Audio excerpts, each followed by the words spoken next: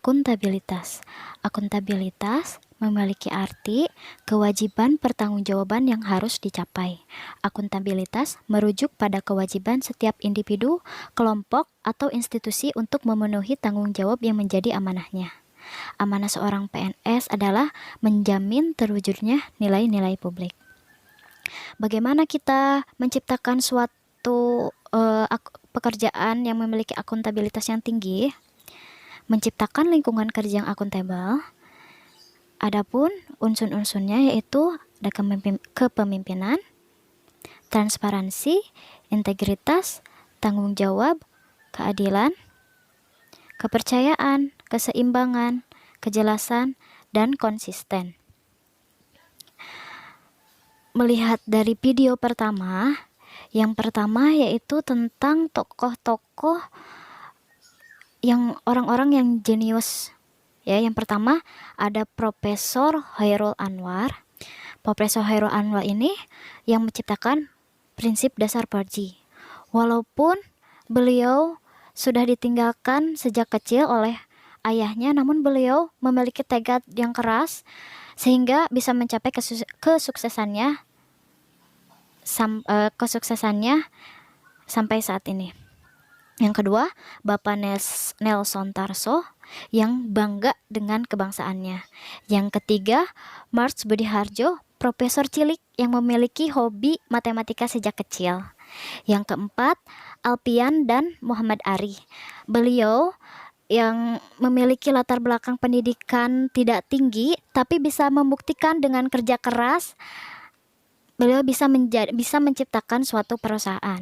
Dilihat dari tokoh-tokoh inspiratif ini, dimunculkan bahwa harus bekerja keras dalam bekerja, ya.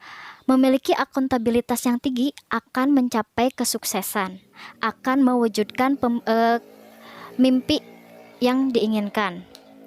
Selanjutnya, untuk video yang kedua, yaitu tentang Sistem Akuntabilitas Kinerja Instansi Pemerintah atau SAKIP, di mana SAKIP harus melakukan perencanaan, pelaksanaan yang dimonitoring, dan evaluasi agar mendapat outcome yang diharapkan dan sesuai apa yang menjadi tujuan organisasi atau instansi tersebut.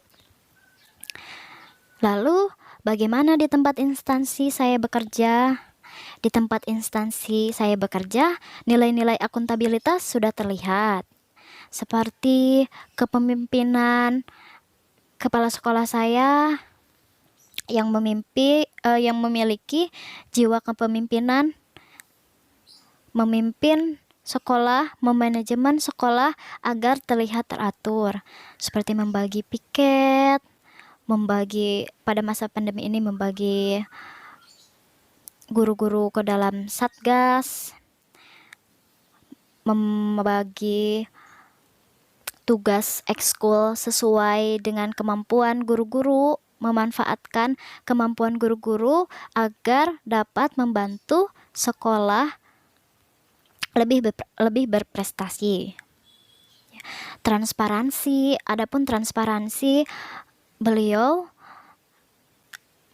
memiliki transparansi perihal keuangan, apa saja yang dibelikan, pengeluaran apa saja yang terjadi bulan ini. Rapat pun selalu diagendakan setiap sebulan sekali untuk membahas hal-hal tersebut.